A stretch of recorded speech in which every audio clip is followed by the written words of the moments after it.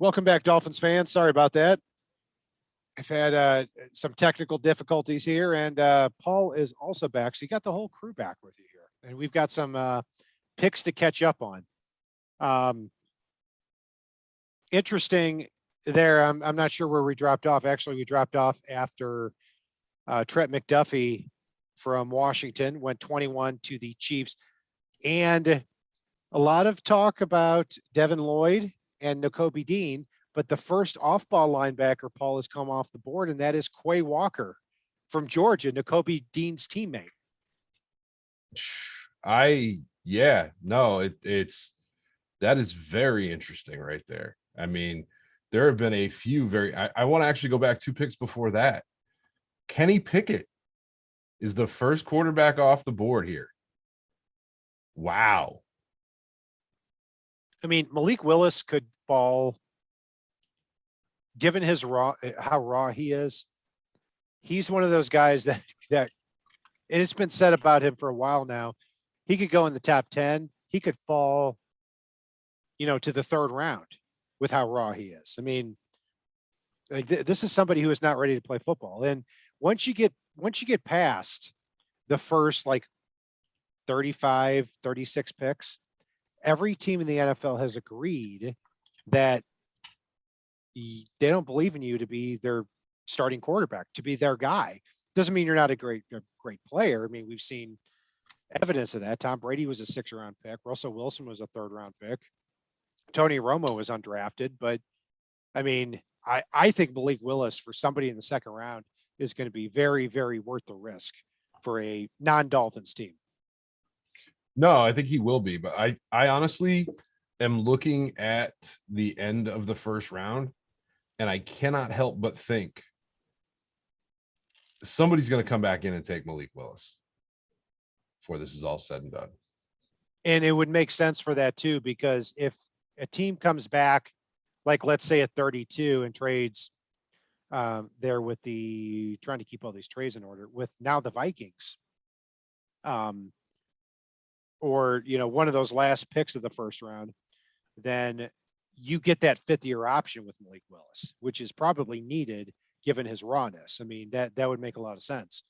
So, yeah, we'll see. I mean, and not only Malik Willis, but you've also got, Matt Corral from Mississippi. You've got Desmond Ridder from Cincinnati, in addition to Malik Willis. And Sam Howell from North Carolina, who I think is kind of clearly the 5th guy. So here we are at pick number 24. Dallas has 3 minutes and 30 seconds left on the clock. And Jermaine Johnson, I mean, I sound like a broken record. I just want him to be taken off the board at this point. He's still there. Yeah, but I think this is going to end up being either Tyler Linderbaum, Bernard Raymond, or one of the other offensive linemen left available here. Maybe it gets pretty barren after that for a little while. So I think it's going to be Linderbaum or Bernard Raymond here, because the Cowboys lost Lyle Collins, Connor Williams. Their offensive line is decimated, and it doesn't matter who you have at quarterback or who you have at running back or wide receiver if you can't protect the quarterback. And this Jerry Jones has always filled the trenches. So I think you're going to start to see a little bit of that here. Yeah, I mocked him having an offensive lineman. I had him taking Tyler Smith from Tulsa, but Smith is a guy too that he could go here. He could go. I mean, he's the Austin Jackson type of prospect in this draft. He is so raw. Yeah. But the difference between him and Austin Jackson is that he can actually play tackle, guard, and he has, he's a giant player and a good athlete. Well, Jackson was a good athlete, but I mean, he just has a lot more of that high ceiling that Austin Jackson didn't have. So the pick is in here at number. Interesting one is 24. I could see the Cowboys in round 2 going Daniel Falele, if anybody's going to, because Jerry Jones has always been enamored with having bigger guys than anybody else on that offensive line. I'm not saying round 1, I'm saying round 2. No, I haven't seen that with the Cowboys. I mean, I thought Tyron Smith was a great athlete. Leo Collins wasn't massive. Zach Well, Martin wasn't. Go back to the '90s when they actually won. Well, yeah, I mean, but they've the best part of their team is over the last like 5-10 years has been their offensive line. They've all been good athletes. But yeah, I mean, if you look back at Larry Allen and if from a '90s perspective, like Mark Tuinei and Nate Newton and Larry Allen, those types of guys, absolutely. It But wouldn't shock me. It would he's not shock I me. tell you, I will say this: I think Jerry Jones is the most underrated general manager that has ever lived, Oh yeah. ever. 24th pick here in the draft. Goodell at the podium. Tyler Smith. I nailed it. Nice. Oh, that is a weird dude. He's barely 21 years old. And I watched him play 5 games right in a row. And I got to the halftime of the Ohio State game, and he had 3 holding penalties, and it should have been 5. He had 16 holding penalties last year for Tulsa, University of Tulsa, and he should have had way, way more. But if you look at his physical ability, it's incredible. This is somebody that needs to get coached up or he is doomed. But if he gets coached up, I see him kind of as like an Andre Smith type of guy, where he's somebody that's going to be in the league for a long time. He's big, he's thick, he's mean, he's nasty. He's a great run blocker. But man, He's a he penalty waiting to happen. holds. Yeah, but he has the physical ability where If you can clean it up, he's a special talent. yeah, and the thing with him is the difference between him and an Austin Jackson is I always thought, and the reason I was lower on Austin Jackson was because even if you cleaned up what Austin Jackson did, I didn't think he'd be a great player. I think Tyler Smith can be a great player if you clean up what he does. Yeah. And Austin Jackson's weird though, because he was always the promise of if you could find a way to take his athletic abilities and translate them to actual football. Like, because Austin Jackson's an athlete for his size. He's a very athletic player. Just football is not his thing. Not yet, anyway. Well, that's going to be a problem then because he's going to be the Dolphins' starting right tackle unless they do something about it. Maybe. I would still start Hunt at right tackle, and with the resources we have right now, have a Mortal Kombat tournament for right guard. Yeah, my preference still is Robert Hunt at right tackle, Eichenberg at right guard, and right, Austin Jackson as a swing. Let's predict pick 25 here before anything comes in. Sounds good. I am between Jermaine Johnson and Nakobe Dean for this one. I'm thinking Jermaine Johnson here. See, I've been saying Jermaine Johnson for the last hour and a half, and I'm starting to wonder if there's something wrong with this guy. Did you buy his jersey? I mean, and I got to say, I credit the NFL with this because I thought he was always an overrated player. And I also credit the NFL with Kyle Hamilton falling to 14 because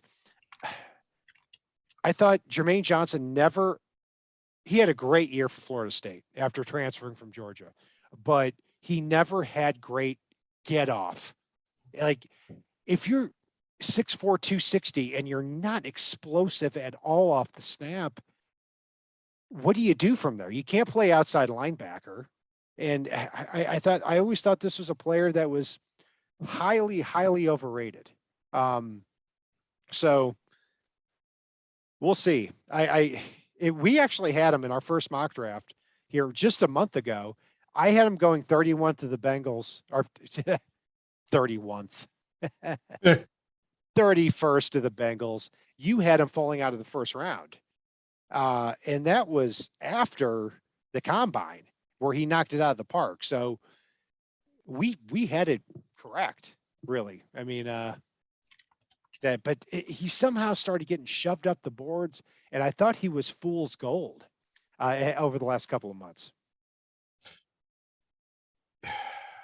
Yeah, I'm torn because it's weird because he wasn't up there beforehand and then just started shooting up. Or wait, who was I talking about? A different player? I apologize. Oh no, yeah, he has been shooting up over the last like at least couple of weeks, in 4 to 6 weeks. Jermaine Johnson, Yeah. and Okay, so we're on the same player. He's the odds-on favorite here. He's the odds-on favorite everywhere. But Yeah.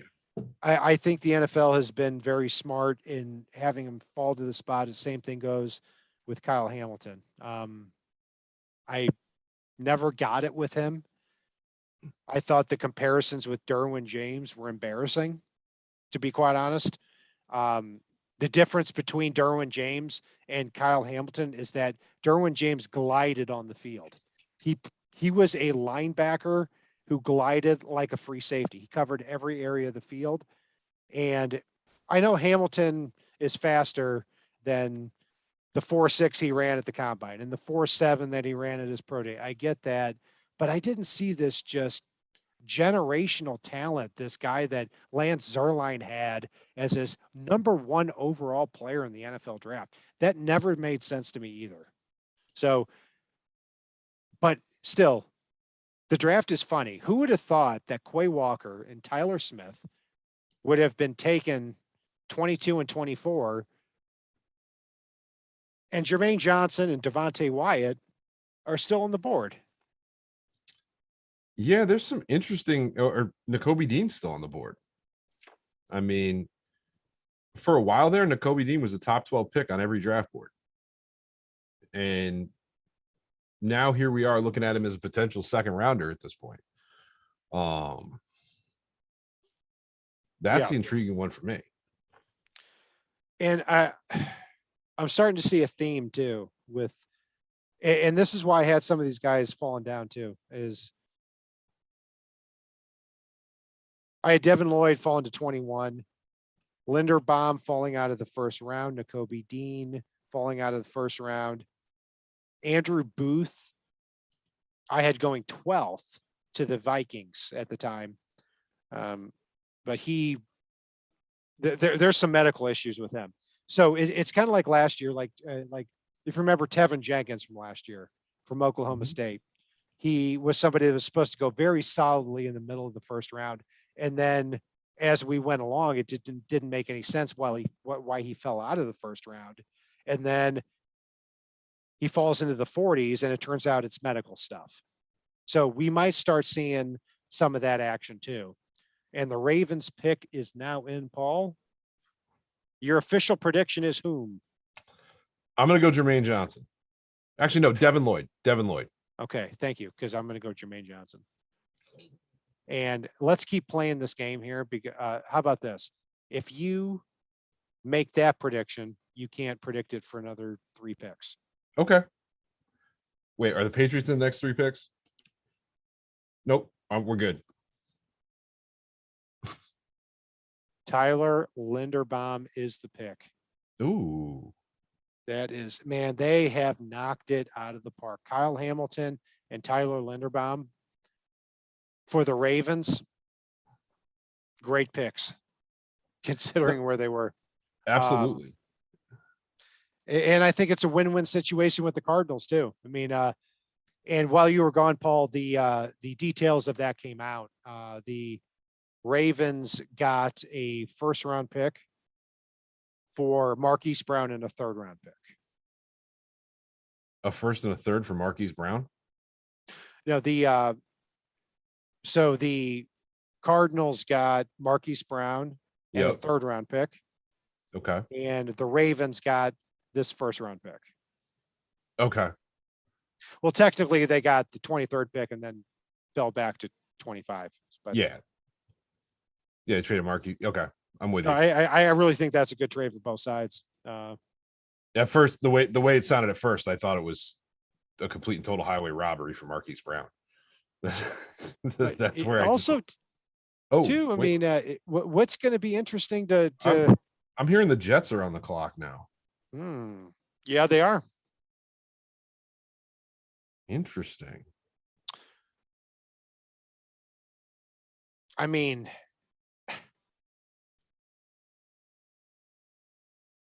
this is why I hope Jermaine Johnson just comes off the board at this point, because every team. Because you can't pick him for 3.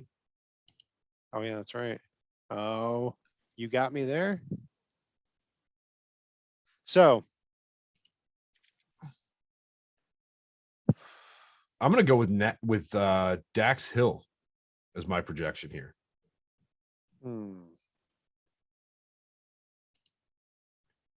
Although, actually, you know what? No, I'm going to change that. Jermaine Johnson here for me. Yeah, that's what the smart play for you, because nothing Yeah. else really makes a lot of sense. And because I can't take Jermaine Johnson. I'll take a shot in the dark here. Let's go with Bernard Raymond from Central Michigan. Okay. Hopefully, given that the offensive tackles have been pushed up the board a little bit, Mekhi Becton, obviously there's problems there, and George, there's talk about George Fant switching from right tackle to left tackle. That's probably going to happen if there are continued problems with Beckham. So Becton. What did I say? Beckham? Yeah. Okay. Yeah, Although Beckham. honestly, unless they're concerned about his injury piece, I think a lot of the rest of it is just media heresy at this point. Is it media heresy that he's a fat pig and 400 plus pounds? I mean, he wasn't able to really do anything with a dislocated knee, so his weight did go up. But I mean, he got the guys in to work with him on everything, and that's where and he's under it at this point. So I mean, he's been working all off season to get in shape for camp. I was hoping that Becton was going to, or excuse me, Ike Ekwonu was going to be the pick at number 4, because it would have been to me a projectionable player at left tackle. Ike Ekwonu was not the best run block or pass protector in college, and it would also have solidified that Mekhi Becton was a bust. That didn't happen, but as far as Mekhi Becton, look, if we're talking, I think he would be worth a trade for a decent resource on a rookie contract for a 2nd or 3rd round pick. I would absolutely agree with that for any team. So, but I'm glad you brought that up, because if they do go Bernard Raymond here, I actually joined a podcast last night, and they made the mistake of allowing trades, and I was just doing fill in for other teams and you name it. But I reached out to the guy that covers the Jets, and they picked Ike Ekwonu early on. And I offered him, I basically said, look, I'll give you a conditional 3rd. And I think I added a 6th in there for Mekhi Becton. And if he plays in 13 plus games, that 3rd turns into a 2nd for next year. And I like it. It's, to me, if Mekhi Becton plays over 13 games, you've got suddenly Teron Armstead and Mekhi Becton as your bookend offensive tackles. And they're both mean, nasty, big, strong players that ragdoll people. Yeah, and, I am always in favor of saying I'm willing to give this resource if a player can just do this one thing. And Becton had a great year in 2020 as a rookie. With one arm for half of it. Yeah. Jets pick is up. The pick is Jermaine Johnson.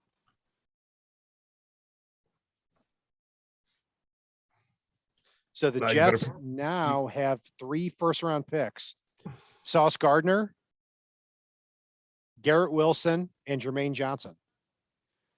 I mean, I understand the move up to get Jermaine Johnson, and I do think Sauce Gardner is a hell of a player, but I just can't bring myself to think that they knocked it out of the park. Yeah, I always thought that Jermaine Johnson should have gone in this range, and you did too. I mean, and as far as the wide receiver position is concerned, by staying pat at number 10, with all these teams trading up and dying for a receiver, you would have thought the Jets would have maybe moved down a little bit. And if not, maybe not taking Garrett Wilson. I mean, look, Wilson's a good player. He really is. But for a team that's not going to be ultra competitive this year, they should have tried to swing it out of the park with Jamison Williams, as far as I'm concerned. If you had been talking about Sauce Gardner, who could be a special cornerback, and I think he unfortunately might be, getting Jamison Williams, who has stupid speed. Yeah. If they would have gotten him there at 10, and now you come back with Jermaine Johnson, I would have thought that would have been knocked out of the park. But Garrett Wilson is the one that I'm glad that they actually took. Yeah, no, and I'm trying to think about, so if Tom Brady was somebody I felt like had another 4 years left, I could see this pick being a David Ojabo for Tampa Bay coming up. But given the fact that they're going to continually be in win now mode until Brady retires again, I can't bring myself to think it's going to be somebody that's going to need some time. And that's where I'm kind of torn. I mean, that's where you could see Boye Mafe come off the board, maybe George Karlaftis. Or they could go with Bernard Raymond here. And actually, the Jaguars have traded up to this pick. Even better. So Jaguars go from 33 to 27, it looks like. I'm always assuming that the pick, that it's swap with the previous pick. So the Jaguars are picking now at 27, and the Bucks are, I believe, picking at 33. So what's your new prediction here? Well, from my understanding, they pretty much reached a contract extension this morning with Robinson. Yeah. Yep. Left tackle. So tackle, it's definitely not going to be the pick here. So it's Bernard Raymond is out. I am going to Nakobe Dean. Actually, no, Devin Lloyd. No, Nakobe Dean. Nakobe Dean. All right. I'm going to go with. This is where the draft gets fun, because you don't know it's actually. This is literally where it could be one of 20 players, and the clock is still ticking here. I'm going to go Devin Lloyd because they cut Miles Jack here in the offseason, and they need a new patrol man in the middle of their defense. When you look at what Devin Lloyd did this past year, I mean, 100+ tackles, 3 interceptions. Got to get the stats here. No, you're good. But yeah, I see Devin Lloyd being the picker. And then the Packers are up after that. And that's been the most interesting pick of the draft for me, because everyone's going to lose their mind in Green Bay if they don't actually take a receiver. I've got him taking George Pickens from Georgia. I was thinking the same thing. Not to be boring, but I thought I was going to be the dark horse coming in with George Pickens here. Yeah. So Devin Lloyd last year for Utah, 22 tackles for loss, 7 sacks, 111 tackles, 4 interceptions, 6 passes defended. And you watch him on field, he is a physical player. But when you're an off-ball linebacker and you don't have great physical computer numbers, and teams reach the conclusion that you can't cover a lot of ground on a down-by-down basis, they see you as replaceable, especially in this type of draft that is really deep at linebacker. We've talked about guys like Troy Anderson from Montana State, Chad Muma, your guy from drawing a blank here. Or Montana, Jesus. Yeah, Troy Anderson from Montana. I had Utah in the brain from Devin Lloyd. Chad Muma from Wyoming. So yeah, and Malcolm Rodriguez is out there too as somebody that could be special, or Leo Chenal. Leo Chenal. Yeah, Malcolm Rodriguez is probably going to go later. I'd be surprised if he were taken on day 2. Yeah, more of a day 3 type of guy, just because he's so short and in a league that just he's like Nakobe Dean short. He is. He's same size. He's 5'11". So those players who are athletes at this point of the draft, especially with everybody so close, tend to gravitate up more toward the front of the board. So the Jaguars pick is in. Seeing who else might be the guy. Somebody who might be a little different too. I mean, I'm going to stick with Devin Lloyd, but do they go wide receiver crazy here and maybe go with a Christian Watson, try to get the next run on receivers? Somebody who can go help Trevor Lawrence go a little bit over the top. That could make sense, sliding in front of Green Bay after they lost Devontae Adams. Yeah, I'm not a big Christian Watson fan, but it's but you know, it could make sense for these guys. The Jaguars tend to swing for the middle. Is what they seem to do. Yeah, and overpay for it in the process. And Daxton Hill is also still on the board. I mean, he's a really good player too. I mean, somebody who he has a 6'8" wingspan for somebody who is 6 foot tall. He can play both safety spots. He can play slot cornerback. He's somebody that, just a really, really good player and versatile. And I had him going originally at this spot in our mock draft to the Bucs at 27. So that wouldn't be a surprise. Tackle, I don't see him taken. All the interior offensive linemen are off the board as far as that first round area. I mean, you've got Kenyon Green went 15th to the Texans. Zion Johnson went 17th to the Chargers, might be an offensive tackle instead of a guard. Tyler Smith went 24th to the Cowboys. Tyler Linderbaum went 25th. 27th pick is up with the Jaguars. Goodell is at the podium.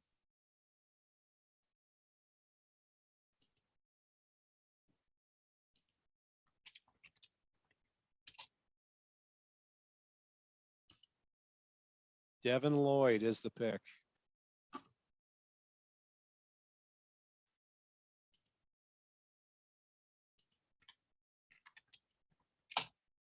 And I would continue to talk about him, but it appears that I pretty much said everything I need to say about him. Yeah, no, I mean, he makes a tremendous amount of sense given the fact, like you said, they cut Miles Jack.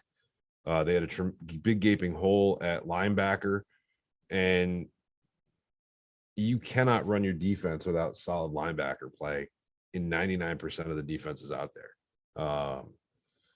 And they lost a big one with Miles Jack, so they had to fill that hole. Yeah. I had to text my manager here because he lives in Utah. His whole family are diehard Utah fans. He's been asking me, where's Devin Lloyd going? Where's Devin Lloyd going? I said 21st to the Patriots.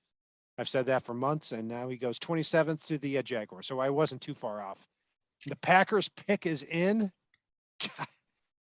What's funny too is that even though the Packers never draft a receiver in the first round, the picks they make are pretty good. Yeah. When they make, Rashawn Gary's a really good player. If you took a year or two on defense, he's a really good player. Eric Stokes is a pick that was a shocker for us last year in the first round, and he was really good as a rookie. So it wasn't so much that we didn't think Eric Stokes was good. I hated him. I'll have to cut you off. I hated him, and I was wrong. He was my Justin Herbert. Yeah, but you probably didn't hate him as much. No, but for me, it could have literally been a punter, and it wouldn't have been about the fact that it's an overdraft on a punter. It was the fact that they were supposedly trying to pacify Aaron Rodgers, had finally gotten him to agree to stay. And then it was like they just started like it was almost like convincing their girlfriend to stay and then reaching behind her to like play with the hair of the girl next to her. Like it was just so ridiculous to me. Like, yeah. And then they traded Devontae Adams. But also Aaron Rodgers got a Yeah, but they gave him a ridiculously Powerball ticket first. yeah, So they gave Aaron Rodgers a Powerball ticket. So who is yeah, your pick? Who is your prediction here at pick 28? it's still George Pick Pickens.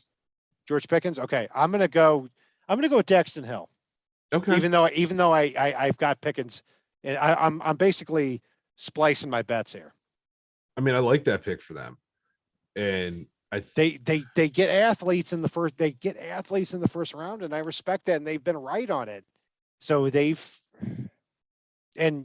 still good receivers left in the draft here. I mean, my next projection is going to upset me, just so you know.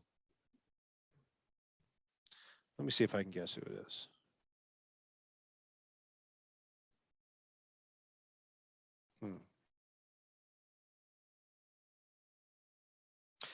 I think I know who it is, but is it somebody you've said in the last 20 minutes?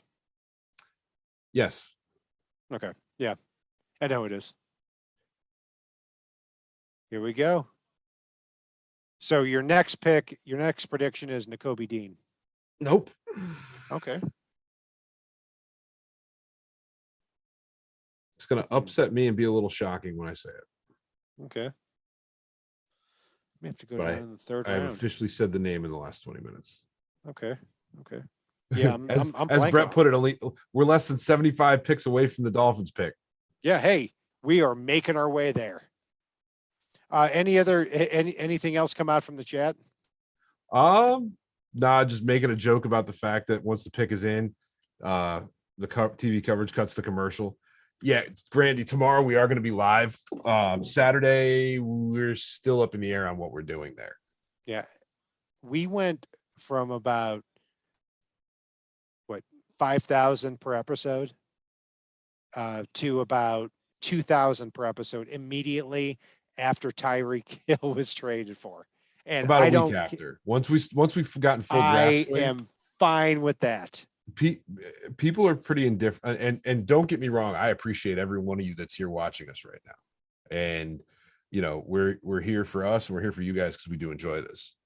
But at the same time, like making a 8-hour commitment on a Saturday potentially, I can't come up to. Tomorrow night, we're here for the duration tomorrow. I am Saturday, doing nothing. Actually, go ahead. Saturday, we will do something, is what we're going to go with here. Oh, Saturday, yeah, we got 2 7th-round picks. Yeah, we'll do something. That's we'll have a recap, or we'll join in the 7th round, or we'll be on tax something. Yeah, that's a good way to say it. I mean, the Dolphins have the fewest amount of picks, almost in NFL history. I mean, let's be honest.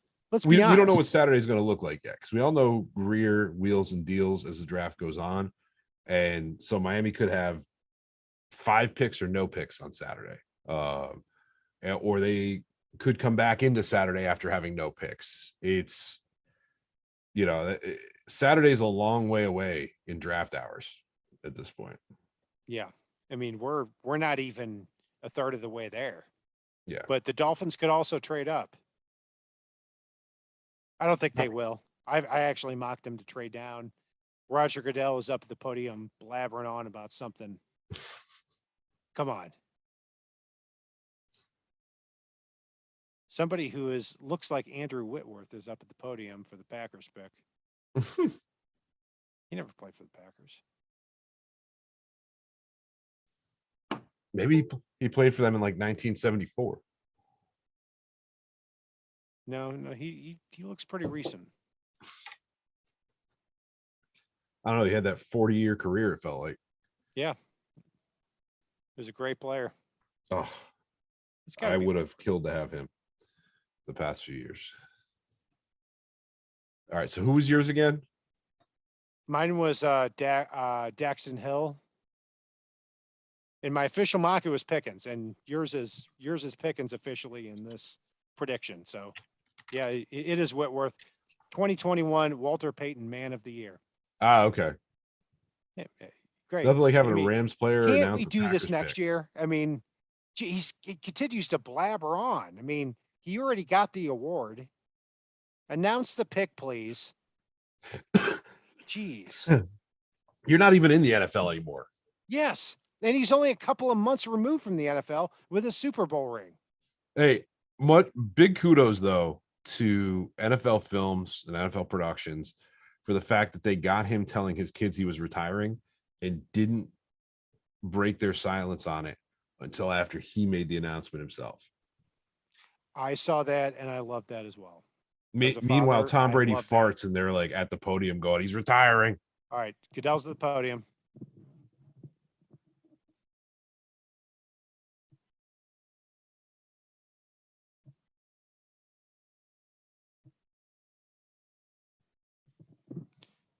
Devontae Wyatt is the pick. Not a surprise. Somebody I was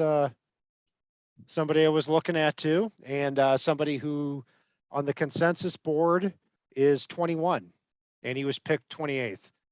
And at the end of the first round, a couple of years ago, they took I think it was 2016. They took Kenny Clark out of UCLA as that nose tackle, and he's been a phenomenal player for them. So every time they pick an athlete on defense, they win, but everybody in Green Bay seems to hate them. So the Patriots now Paul around the clock. They are. And I'm going to let you give your projection first because I know it's not going to match up with mine. Got it. Yeah. Sometimes they take the straight line, just the straight line player, and sometimes they take a weird dude. Well, their pick is in, so. Okay. All right. Yeah, it is. All right. Hold on. All right. You go first. No. Hold on. I'm going to go Logan Hall from Houston. Oh, okay. Let's get weird with it. I'm going to get weird with it too because Nakobe Dean's on the board, handful of other guys, and I think it's going to be Chad Muma.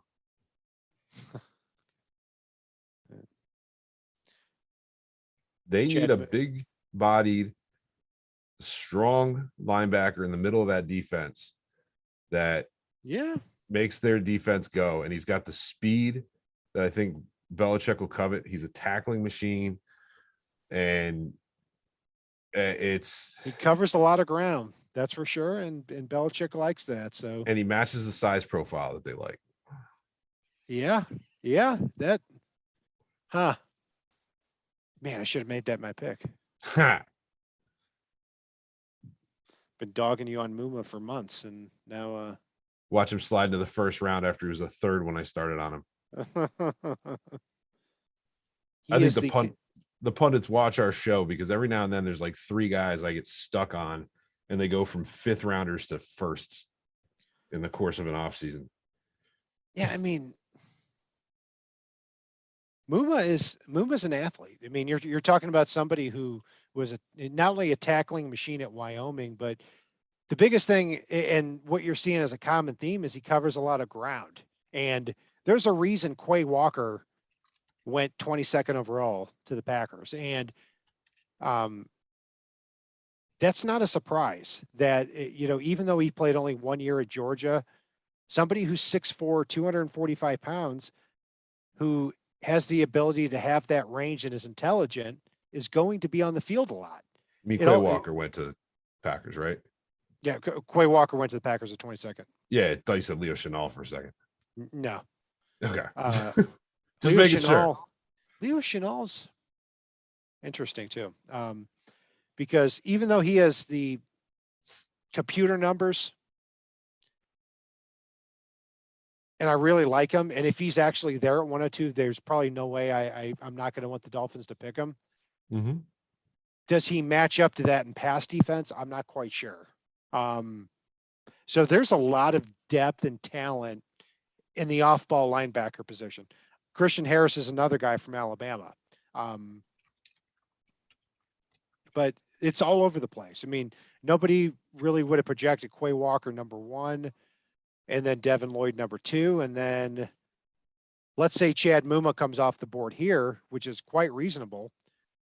Him being the 3rd guy, and then Nakobe Dean the 4th or 5th guy. I mean, that'd be pretty crazy. And as far as the horizontal position board would be one of the biggest shocks across all positions in the draft so far. It absolutely would, but I could see it happening. Now, I know we're waiting on the Patriots pick, but I'm already eyeballing the Chiefs a little bit. I'm going to apologize for that now. Ooh, they're a tough one. They're a tough one for me. So they took Trent McDuffie at 21. Yep. And they traded up for him. Yeah, they're always hard to project. And well, they have a lot Reid more needs than you would realize. Like, yeah, their roster. When I always do the depth charts. I mean, from position to position, and they are one of the thinnest teams in the NFL.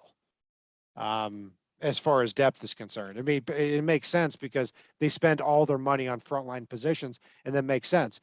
And I see a lot of people having wide receiver to them, but keep in mind, wide receiver is a position that after Tyreek Hill, they spend a lot of money on. They, Juju Smith-Schuster, $10 million a year, Valdez Scantling, $10 million a year.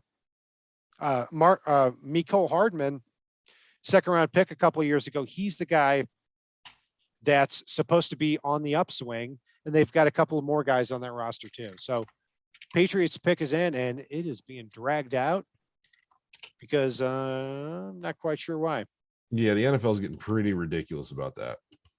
It was going fast for a while. Like the first 10 picks were pretty quick for the first 10 picks, and then a lot of trades, and then dragging things out. I don't know. The little bit I saw in the first 10 picks, it was hilarious watching guys have to, like, because they have it inside the way they do. Watching guys literally have to walk from whoa. Cole Strange. Whoa. Well, Paul, this is a player you loved, but more in that. Not that much. Yeah, not 3rd round area. Yikes. Like you said, the Patriots like to do some strange stuff at times, and I don't think this is what you meant. They either take the player you think they're going to take, or they make a reach. Nothing they do ever makes sense in the first round. Bill Belichick should just trade away his first round picks. Strange. Huh. On the consensus board, he It's is like 65th, 78th. He is. Yeah, we can't find him. He is 73rd. Not a bad guess. So he is, when he went to the combine, he did a fantastic job. I mean, he looked like just an absolute baller, a dog. But at the end of the day, he is still a center out of Tennessee, Chattanooga. What type of upside are you getting with that pick? Yeah, I'm sorry. I'm just baffled by this one, especially with like Bernard. I think isn't Bernard Raymond still on the board? Yeah, he is. The Patriots aren't hurting as much at tackle, but still, and the Chiefs pick. Well, no, but Bernard Raymond's somebody that a lot of who's your prediction here? Mine is Ojabo. I just saw the pick. Shoot, I can't make the prediction. All right. Karlaftis, okay. Yep. I don't hate it. I mean, but I'm still stuck on Cole Strange. This is yeah. All right. So let's try to get ahead of it. Two picks left. The Bengals and the Vikings. What do you think? Bengals. So they could still use a little bit of O-line help, even though they buffered their offensive line a little bit this year. or this offseason, got a few people back healthy. I think they could use a lot of help at cornerback, which makes me lean towards Andrew Booth or Roger McCreary. But it's the Bengals, and they just like to just play the weapons game and treat it like an arms race. I'm going to go George Pickens here, even though it shouldn't be a thing. I'm going to go Andrew Booth here. I'm surprised he's still here. Cornerback's their biggest need. I'm trying to think who I predicted that getting. I'm not sure if it was Linderbaum or if it was Trey McBride who I had going here in our mock draft. Because I did think about Trey. No, we didn't have a tight end in our mock. So okay, so I went from Greg Dulcich to Trey McBride to Tyler Linderbaum, and here with this pick, so I've got Andrew Booth and you've got George Pickens. Yep. And Pickens could go third round. I mean, he could, yeah, he's a weird one. Like, he is all potential, but the little bit of film he did put together looked pretty damn special. He looks like you just saw the tip of the iceberg in college with him, and that tip of the iceberg was pretty special. Yeah, and some of these guys too. I mean, Kobe Dean and Andrew Booth on the consensus board are the top two guys. Yeah, and that's something to keep in mind because they didn't work out in the offseason. They didn't run. They didn't do anything. So they could fall anywhere at this point. Yeah, and if you are right and Andrew Booth comes off the board here, I think the Vikings may trade out of their spot.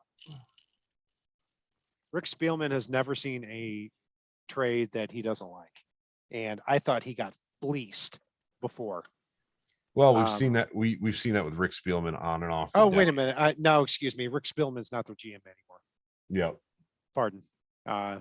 Apologize to Rick Spielman. Send apology letters to the family. Well, you're not wrong. I apologize.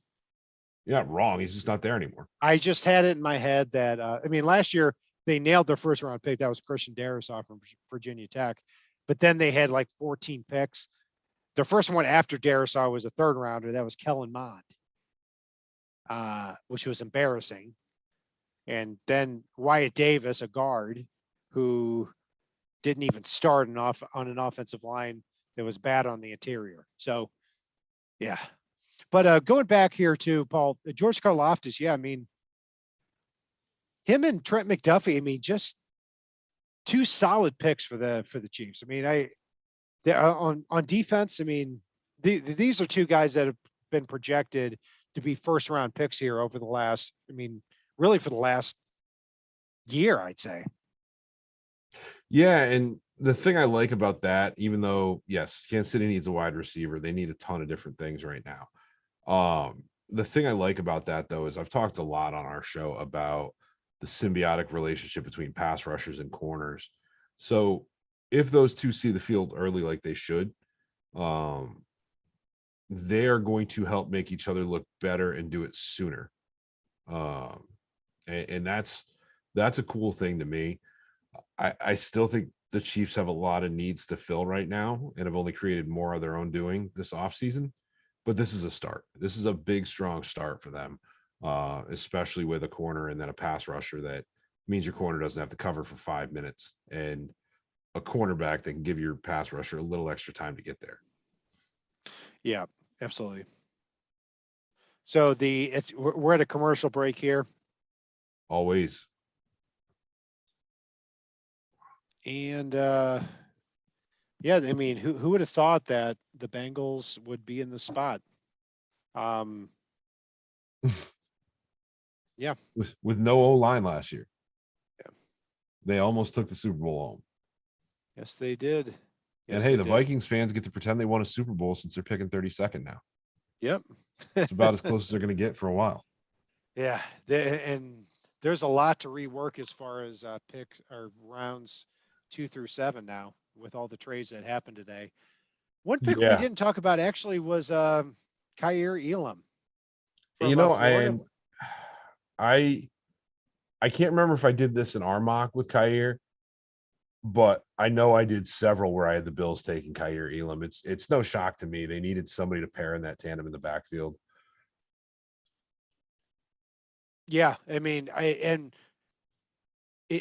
don't think it's any coincidence either that the the trade for Tyreek Hill likely necessitated the drafting for the Jets of Sauce Gardner at 4, as well as for Kyer Elam at 23. This is a player that is Kyer Elam, very, very physically talented. He's a long press corner. I thought he was better in a man scheme, but he can play in both schemes too. Now he pairs opposite Tre'Davious White, but the main story is that by the Dolphins trading for Tyreek Hill, the other teams in the division are saying, "Uh-oh, we need to get cornerbacks." Except for the Patriots, who drafted Cole Strange. Yeah. That's It's no secret the strangest pick of the night's Cole Strange. yeah. They got They some strange there. they just got weird with that one. Yeah. I mean, oh, one thing we didn't talk about. I'm glad you brought that up, Mortimus. Christian Wilkins, they exercised the 5th-year option for today in Miami, and basically said he's a piece that they want to help build their defense around and their defensive philosophy. So I know a lot of folks were kind of up and down on Wilkins. I know he was somebody before the year last year I wasn't completely sure on, but then he really seemed to take that next step as the season wore on last year. And I really like this move. Yeah, I think Christian Wilkins balled out last year. And we'll get to that in a second. The Bengals pick is in. Roger Goodell is at the podium. And the pick is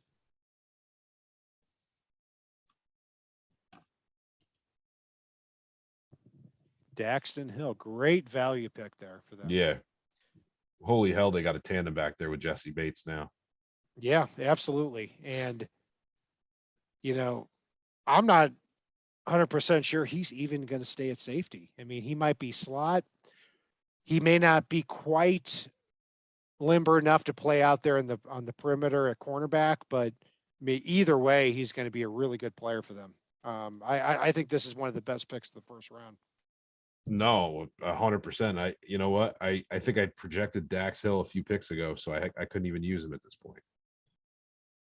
And so I'm going to blame that for my George Pickens nonsense.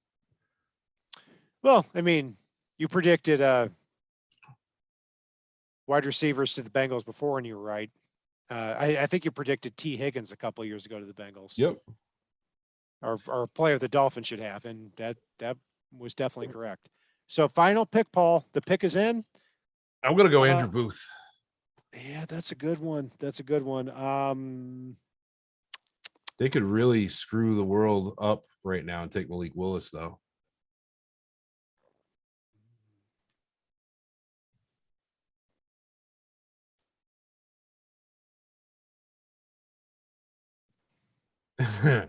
Man, I'm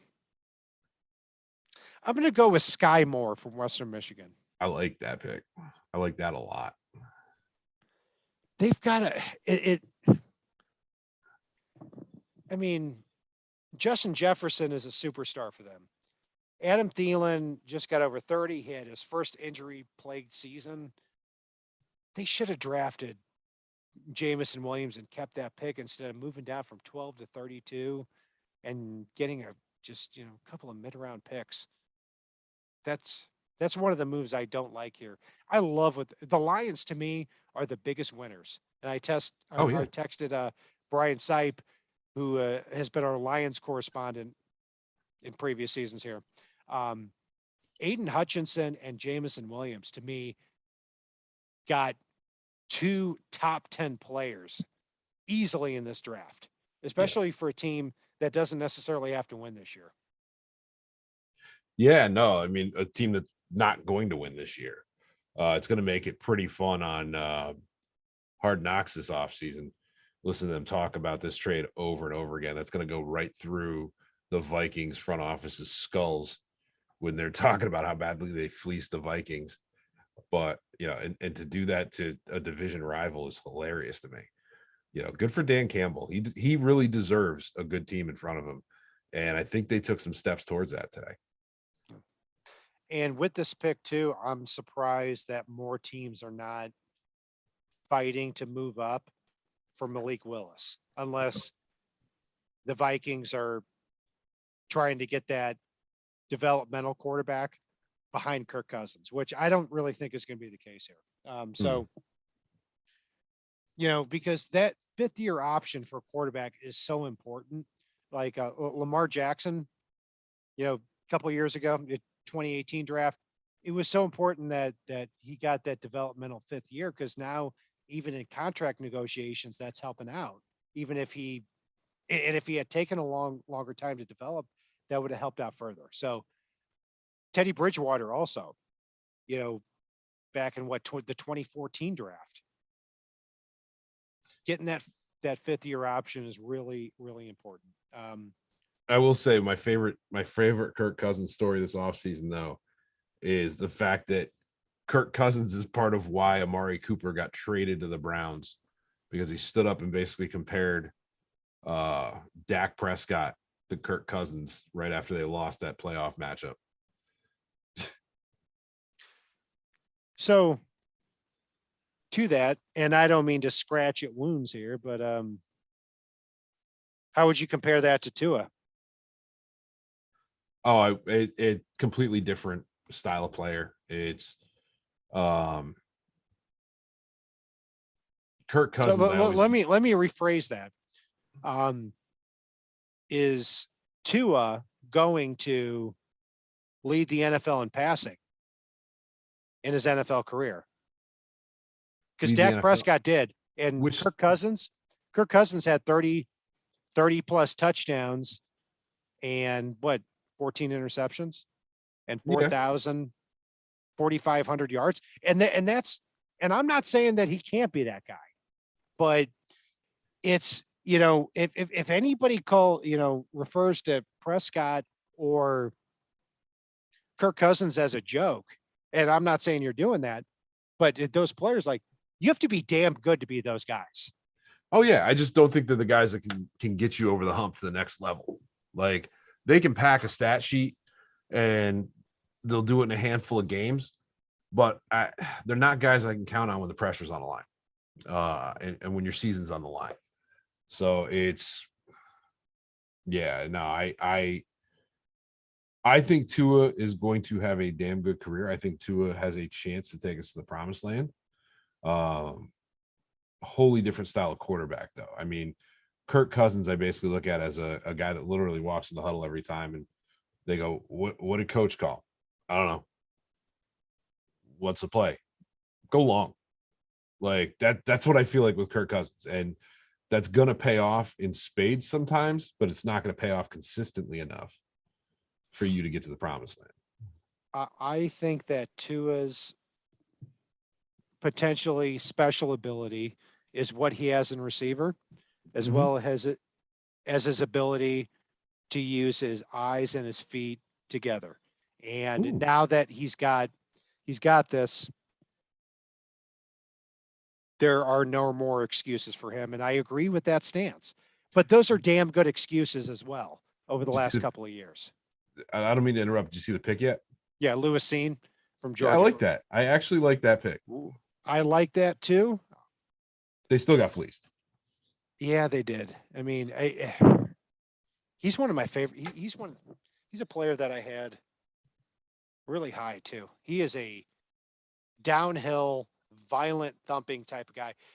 His comparison by a lot of people has been to Harrison Smith because of his size and his range and his ability to come down. I mean, if you want to watch a special play, watch against Alabama, where he comes all the way over from the other side of the field. So they have a big need at safety, and this is a good one. And the Bengals had a big need at safety too. So I like these picks at the end of the draft. I mean, 28 So let's talk about value here at the end of the draft compared to everything we've been talking about over the last couple of years. And this comes from a guy that thinks that Bill Belichick and the Patriots have been geniuses. I don't care what anybody says, but let's think about this. 25, Tyler Linderbaum to the Ravens. 26, Jermaine Johnson to the Jets. Good pick, good value pick. 27, Devin Lloyd to the Jaguars. 28, Devontae Wyatt to the Packers. 29, Skip it. Cole Strange to the Patriots. Then Karlaftis, Daxton Hill, and Lewis Seen.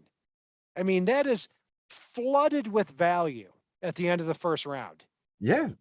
5 out of 6 ain't bad. Cole Strange in the middle. Are you kidding me? That's like the mustard that somebody piped into a jelly donut.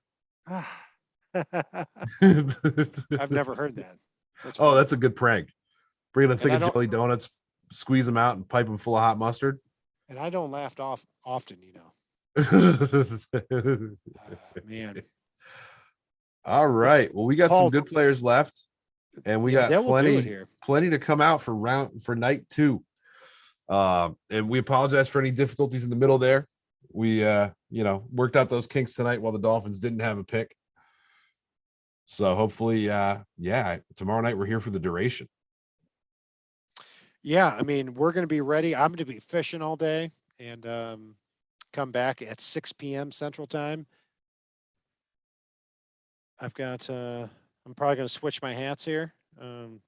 I've got 7 over to my side. I've got the pillows behind me. And that's going to do it. Looks like you brought your whole recording space down to the Ozarks with you. Yes.